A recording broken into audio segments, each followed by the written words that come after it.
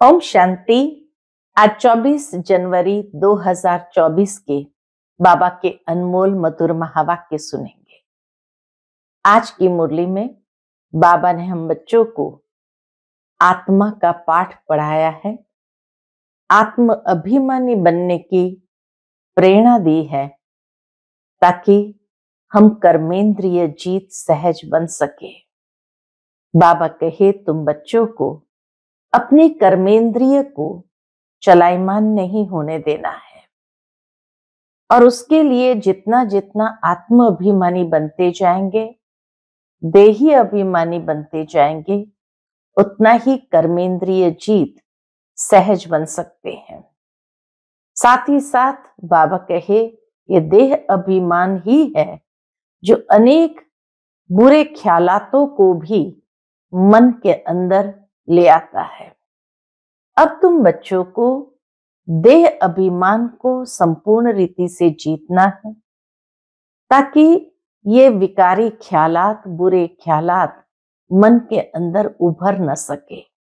साथ ही साथ बाबा ने आज कहा कि दुनिया में लोग शांति शांति करते रहते हैं, शांति की कॉन्फ्रेंसेस करते हैं, परंतु शांति का रास्ता बताने वाला तो सिर्फ बाप है।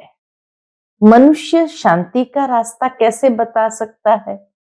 इसीलिए बाबा कहे तुम उनसे पूछो कि इतनी कॉन्फ्रेंसेस करते हैं, क्या शांति कभी हुई? क्या शांति का अनुभव आपने कभी किया? बाबा कहे उन्हें रियलाइज कराना है कि शांति शांति करने से शांति प्राप्त नहीं होती। शांति के सागर बाप जब आते हैं तभी ये सुख और शांति का वर्षा हमें मिलता है और उसका आधार है पवित्रता। तो सुनते हैं आज के बाबा के अनमोल मधुर महावाक्य। ओम शांति। मीठे बच्चे, आत्म अभिमानी बनने की प्रैक्टिस करो तो विकारी ख्यालात उड़ जाएंगे, बाप की याद रहेगी, आत्मा सतो प्रधान बन जाएंगी। आज की मुरली से प्रश्न है, मनुष्य को दुनिया में किस रास्ते का बिल्कुल ही पता नहीं है? उत्तर, बाप से मिलने व जीवन मुक्ति प्राप्त करने के रास्ते का किसको भी पता नहीं है।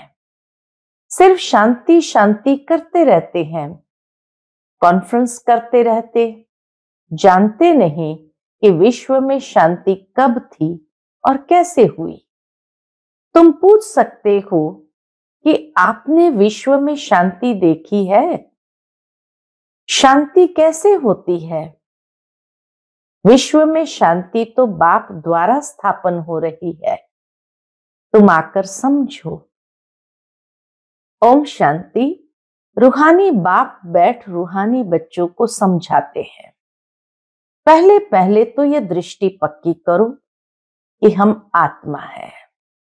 हम भाई भाई को देखते हैं, जैसे बाप कहते हैं मैं बच्चों को, आत्माओं को देखता हूं। आत्मा ही शरीर की कर्मेंद्रिय द्वारा सुनती है, बोलती है। आत्मा का तख्त है भ्रुकुटी, तो बाप आत्माओं को देखते हैं। ये भाई भी अपने भाइयों को देखते हैं, तुमको भी भाइयों को देखना है। पहले ये दृष्टि पक्की चाहिए, फिर क्रिमिनल ख्यालात बंद हो जाएंगे। जितनी आत्मिक दृष्टि हमारी पक्की होगी, उतना बाबा कहे क्रिमिनल ख्यालात बंद हो जाएंगे। ये आदत पड़ जाएगी, आत्मा ही सुनती है, आत्मा ही चुरपुर करती है। ये दृष्टि पक्की होने से और ख्यालात सब उड़ जाएंगे। यह है नंबर 1 सब्जेक्ट। इसमें दैवी गुण भी ऑटोमेटिकली धारण होते रहेंगे। कर्मेंद्रिय चलायमान देह अभिमान में आने से होती है। देही अभिमानी बनने की कोशिश करो तो तुम्हारे में ताकत आएगी। किस बात की ताकत आएगी? एक तो आत्मिक दृष्टि वृत्ति और दूसरा, देही अभिमानी स्थिति से ताकत आएगी अपनी कर्मेंद्रियों को अधिकार में लेने की। सर्वशक्तिमान बाप की ताकत से ही आत्मा सतो प्रधान बनती है।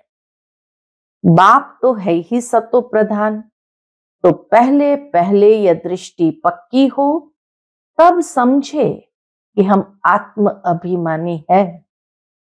आत्म अभिमानी और देह अभिमानी में रात दिन का फर्क है। हम आत्माओं को अब वापस घर जाना है। आत्म अभिमानी बनने से ही हम पवित्र सतो प्रधान बनेंगे। यह प्रैक्टिस करने से विकारी ख्यालात उड़ जाएंगे। मनुष्य कहते हैं धरती के सितारे, बरोबर हम आत्मा सितारा है। ये शरीर मिला है कर्म करने के लिए। अब हम तमो प्रधान बने हैं, फिर हमको सतो प्रधान बनना है।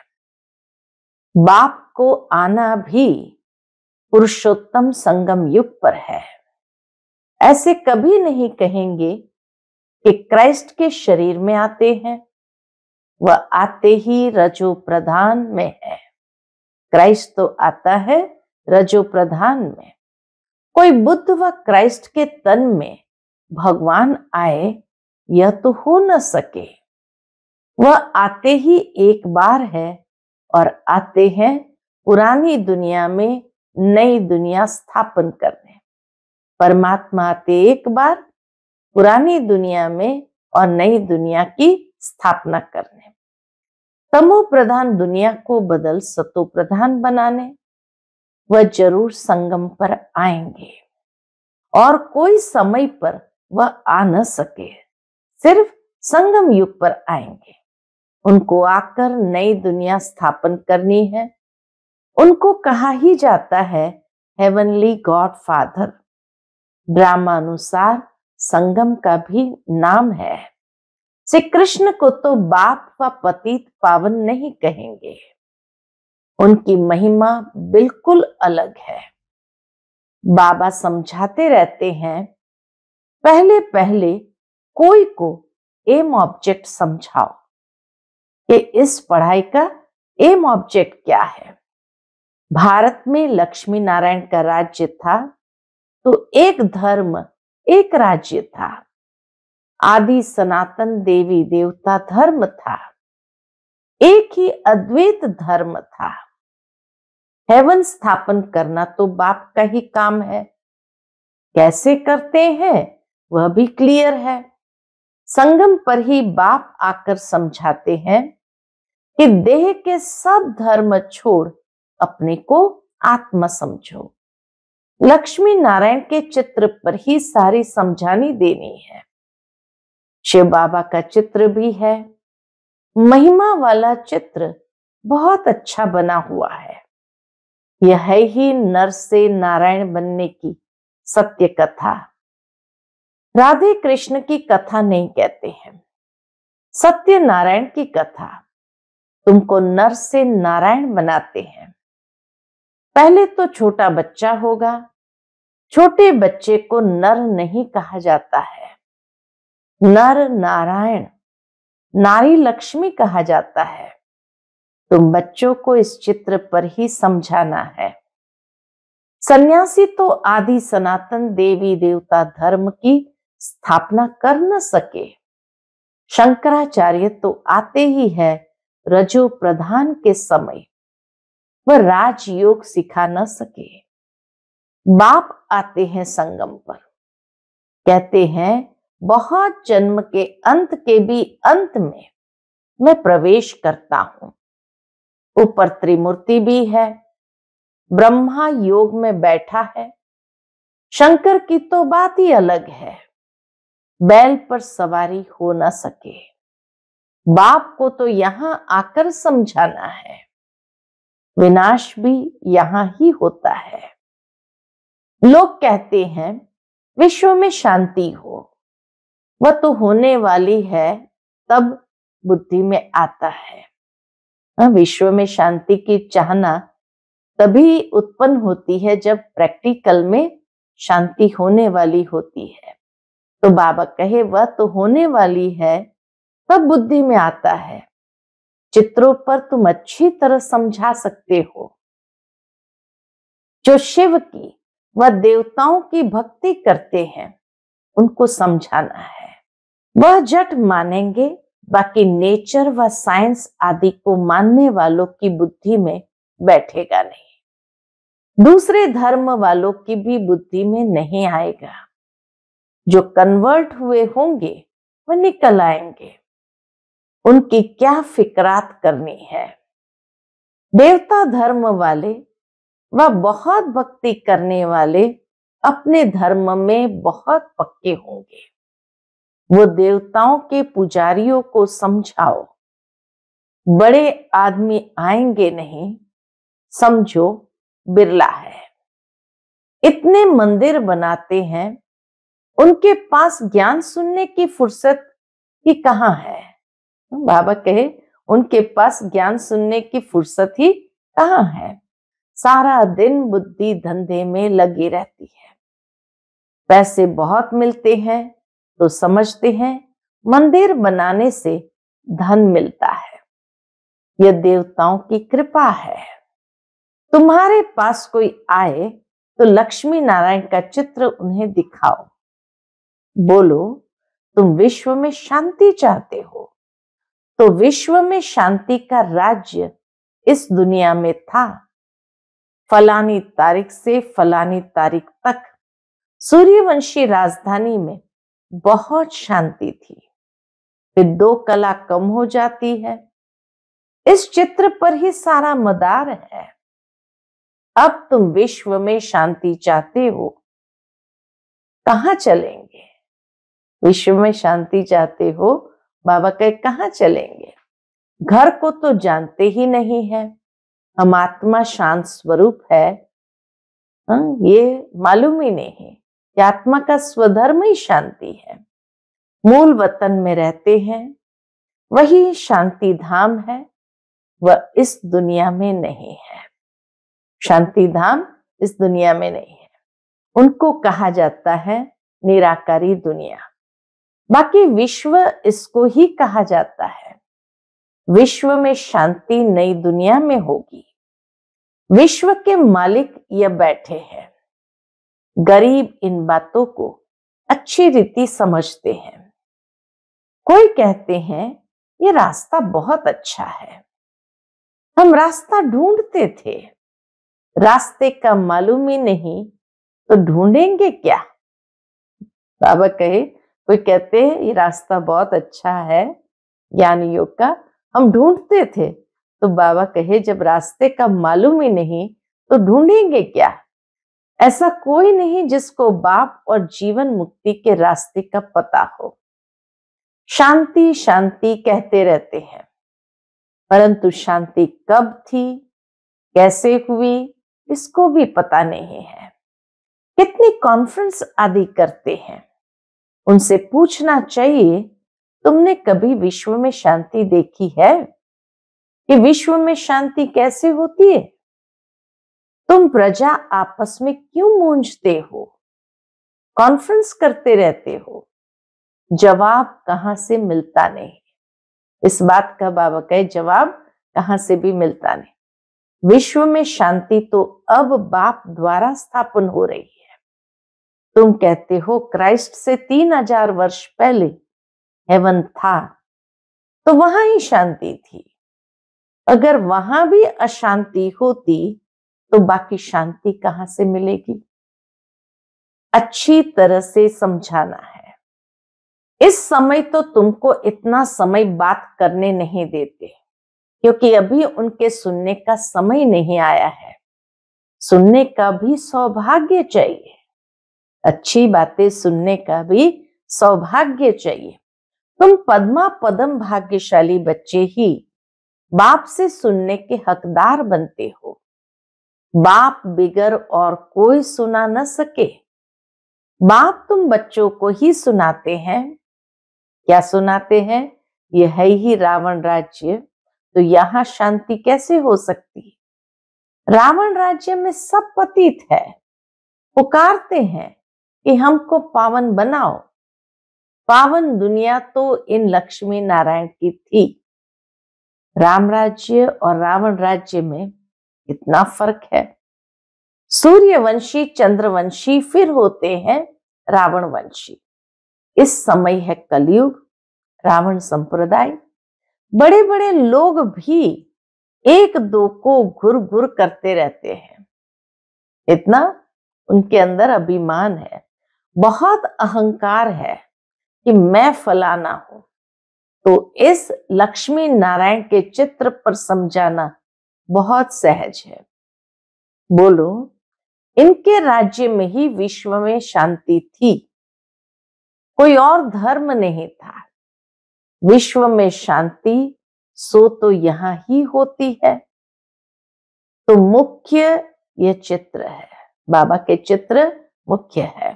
बाकी ढेर चित्रों पर समझाने से मनुष्य के ख्यालात और तरफ चले जाते हैं। जो समझा है वह भी भूल जाता है। इसलिए बाबा कहे टू द पॉइंट, और जो चित्र है उसी को लेकर समझाना है। जो समझा है वह भी भूल जाता है अगर बहुत ज्यादा बातों में जाएंगे तो। तब कहा जाता है too many cooks spoil the soup.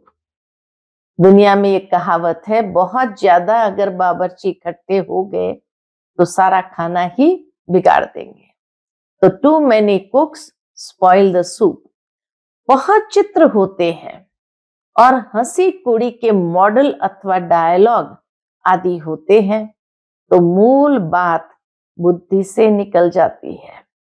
कोई विरला ही समझ पाते हैं कि बाप यह स्थापना कर रहे हैं।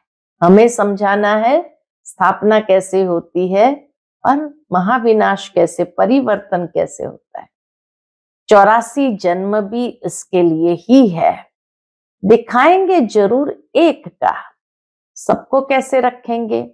शास्त्रों में भी एक अर्जुन का नाम रखा है ना।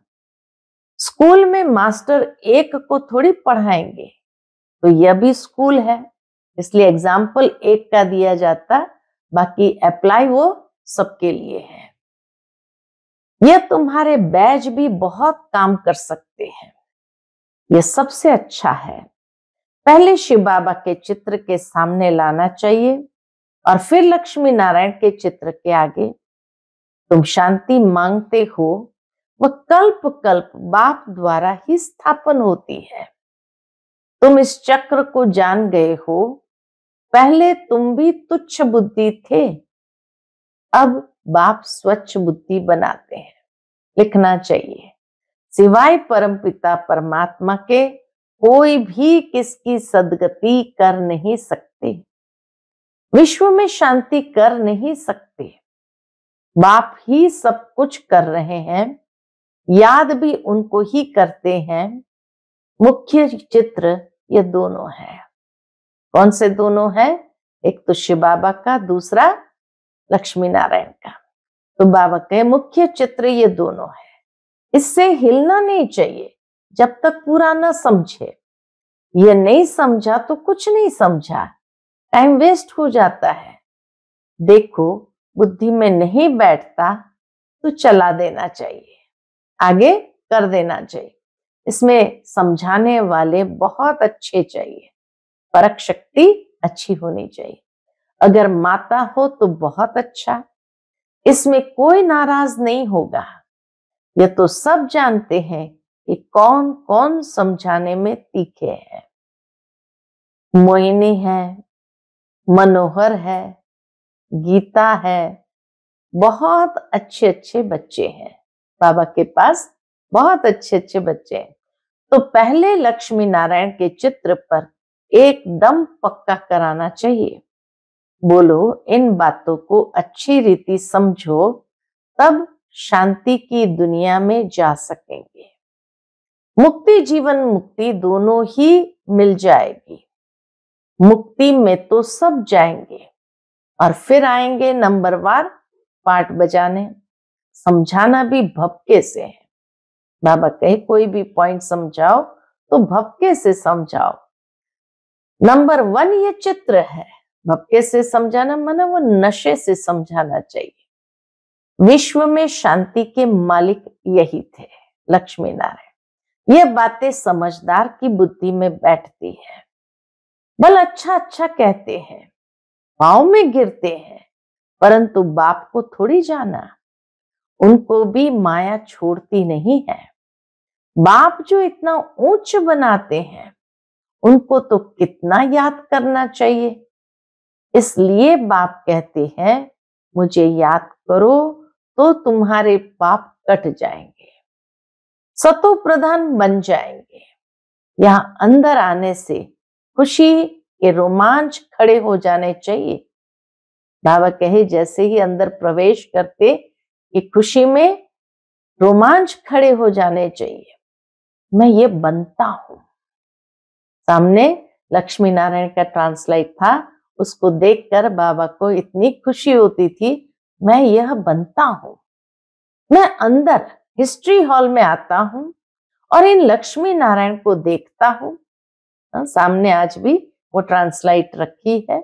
इन्हें देखकर बड़ा खुश होता हूं। ओहो, बाबा हमको ये बनाते हैं, वाह बाबा वाह। लौकिक घर में किसका बाप बड़े मर्तबे पर होता है तो बच्चों को खुशी होती है, मेरा बाप वजीर है। तुमको कितनी खुशी होनी चाहिए कि बाप हमको यह बनाते हैं। परंतु क्या होता है, परंतु माया भुला देती है, बड़ा सामना करती है। तुम बच्चों को बहुत खुशी रहनी चाहिए। बाबा कहे तुम बच्चों को बहुत खुशी रहनी चाहिए। दैवी गुण भी धारण करने चाहिए। आत्म अभिमानी भव। भाई भाई को देखो तो स्त्री को भी आत्मा के रूप में ही देखेंगे, क्रिमिनलाई होगी नहीं। मनसा तूफान तब आते हैं जब तुम भाई भाई की दृष्टि से नहीं देखते, भाई भाई की दृष्टि से नहीं देखते हो। इसमें बड़ी मेहनत है, प्रैक्टिस अच्छी चाहिए। आत्म अभिमानी बनना है। कर्मातीत अवस्था तो पिछाड़ी में ही होगी। सर्विस करने वाले बच्चे ही बाप के दिल पर चढ़ सकते हैं। बल देरी से आते हैं, वह भी गैलॉप कर सकते हैं, तीखे जा सकते हैं। तुम बच्चों ने पहले की हिस्ट्री तो सुनी है कि इन्होंने घर बार कैसे छोड़ा, रात रात में भागे, फिर इतने बच्चों को पाला। इसको कहा जाता है भट्ठी। फिर भट्ठी से नंबरवार निकले। यह तो वंडर है जो बाबा तुमको वंडरफुल स्वर्ग का मालिक बनाते, गॉड फादर तुमको पढ़ाते हैं। कितना साधारण है, कितना रोज रोज बच्चों को समझाते रहते हैं और बच्चों को कहते हैं नमस्ते। बाबा रोज रोज समझाकर कहते हैं नमस्ते। बच्चे तुम मेरे से भी ऊंच जाते हो, तुम ही कंगाल से डबल सिरताज विश्व के मालिक बनते हो। तो बाप बड़ी रुचि से आते हैं, अनगिनत बार आए होंगे। आज तुम मुझ राम से राज्य लेते हो, फिर रावण से तुम राज्य हारते हो। ये खेल है, ये खेल बना हुआ है। अच्छा, मीठे मीठे लकी सितारों प्रति माता पिता बाप दादा का याद प्यार और गुड मॉर्निंग। रूहानी बाप की रूहानी बच्चों को नमस्ते। हम सभी रूहानी बच्चों की रूहानी माता पिता बाप दादा को याद प्यार, गुड मॉर्निंग और नमस्ते नमस्ते। शुक्रिया बाबा, शुक्रिया। आज की मुरली से धारणा के लिए मुख्य सार है। पहली पॉइंट, आत्मा को सतो प्रधान बनाने के लिए एक सर्वशक्तिमान बाप से ताकत लेनी है। देही अभिमानी बनने का पुरुषार्थ करो। हम आत्मा भाई भाई है, ये प्रैक्टिस निरंतर करते रहो। दूसरी पॉइंट, बाप और लक्ष्य। लक्ष्मी नारायण के चित्र पर हर एक को विस्तार से समझाओ, बाकी बातों में टाइम वेस्ट मत करो। आज का बाप दादा का मधुर वरदान हम बच्चों के प्रति है, धरनी नब्ज और समय को देख। धरनी नब्ज और समय को देख, सत्य ज्ञान को प्रत्यक्ष करने वाले नॉलेजफुल भव। बाप का यह नया ज्ञान सत्य ज्ञान है। इस नए ज्ञान से ही नई दुनिया स्थापन होती है। ये अथॉरिटी और नशा स्वरूप में इमर्ज हो, लेकिन इसका अर्थ यह नहीं कि आते ही किसी को नए ज्ञान की नई बातें सुनाकर मुंझा दो। धरनी नव्स और समय। धरनी माना इसकी कैपेसिटी कितनी है रिसीव करने की, उसके नव्स इंटरेस्ट और समय सब देख करके ज्ञान देना, ये नॉलेजफुल की निशानी है। आत्मा की इच्छा देखो, नव्स देखो, धरनी बनाओ, लेकिन अंदर सत्यता के निर्भयता की शक्ति जरूर हो, तब सत्य ज्ञान को प्रत्यक्ष कर सकेंगे। आज का स्लोगन है, मेरा कहना माना, छोटी बात को बड़ी बनाना। तेरा कहना माना, पहाड़ जैसी बात को रुई बना देना। आज का अव्यक्त इशारा, अव्यक्त साइलेंस द्वारा डबल लाइट फरिश्ता स्थिति का अनुभव करो। जिम्मेवारी को निभाना यह भी आवश्यक है, लेकिन जितनी बड़ी जिम्मेवारी उतना ही डबल लाइट। जिम्मेवारी निभाते हुए जिम्मेवारी के बोझ से न्यारे रहो, इसको कहते हैं बाप का प्यारा। घबराओ नहीं, क्या करूं, बहुत जिम्मेवारी है, ये करूं व नहीं करूं, यह तो बड़ा मुश्किल है। ये महसूसता अर्थात बोझ, ये महसूसता अर्थात बोझ। डबल लाइट अर्थात इससे भी न्यारा। कोई भी जिम्मेवारी के कर्म के हलचल का बोझ न हो। अच्छा, ओम शांति।